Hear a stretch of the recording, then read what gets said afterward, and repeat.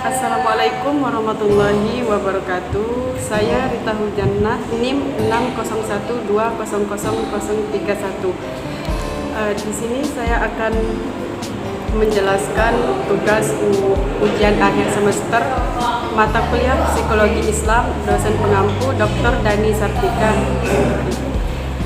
Baik, di sini saya akan menjelaskan yang pertama itu tentang psikologi Islam. Psikologi Islam itu mengkaji jiwa dengan memperhatikan badan. Oleh karena itu, psikologi Islam sangat memperhatikan apa yang Tuhan katakan tentang manusia, artinya dalam menerangkan siapa manusia itu, agar tidak semata-mata membesarkan diri pada perilaku nyata manusia. Akan tetapi, bisa kita pahami dari dalil-dalil tentang perilaku manusia yang ditarik dari ungkapan Tuhan Allah Subhanahu wa Ta'ala. Salah satunya tentang diri manusia banyak disebut dalam Al-Quran surah Al-Fusilat ayat 53. Sebelum saya menjelaskan tentang peran psikologi dalam Islam dan contohnya, di sini saya sedikit menambahkan tujuan dari psikologi Islam. Adapun tujuan psikologi Islam ini bertujuan yang hakiki untuk merancang kesadaran diri agar mampu membentuk kualitas diri yang lebih sempurna demi mendapatkan kebahagiaan dunia dan akhirat.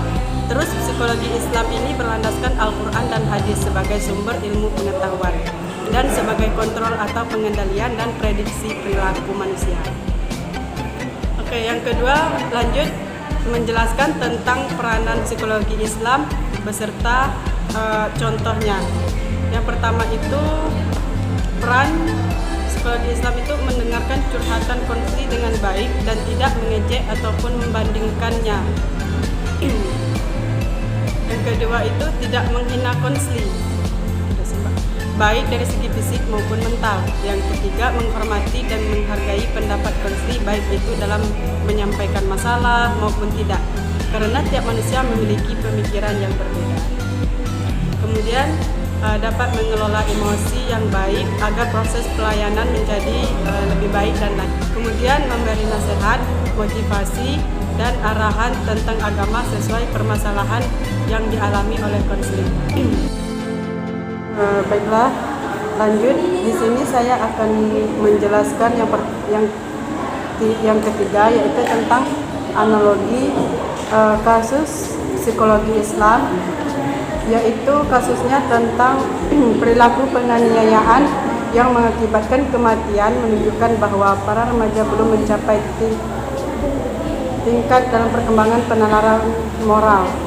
Nah, di sini ada faktor penyebabnya. Yang pertama itu faktor eksternal dan internal. Faktor eksternalnya berupa intosikasi minuman keras, pengaruh teman sebaya, pengaruh pola asuh orang tua, dan pengaruh lingkungan yang buruk.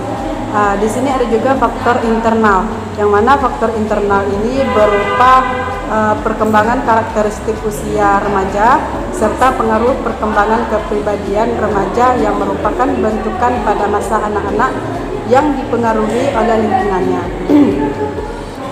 Nah, dari kasus di atas sangat perlu dengan adanya bimbingan psikologi Islam agar anak-anak dan remaja lebih mengenal agama, yakni tentang baik buruknya perbuatan yang dilakukan.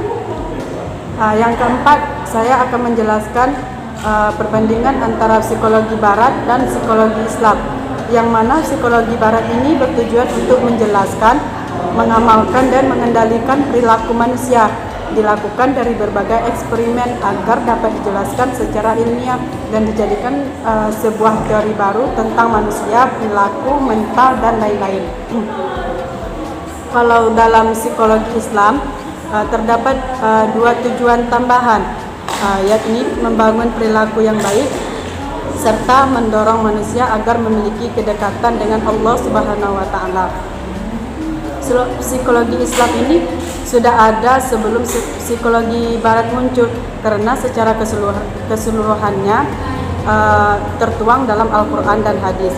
Keduanya saling berhubungan erat karena sama-sama untuk mengembangkan kesehatan mental manusia dan menata perilaku keimanan dan ketakwaan kepada Allah Subhanahu wa Ta'ala. Mungkin itu saja, terima kasih.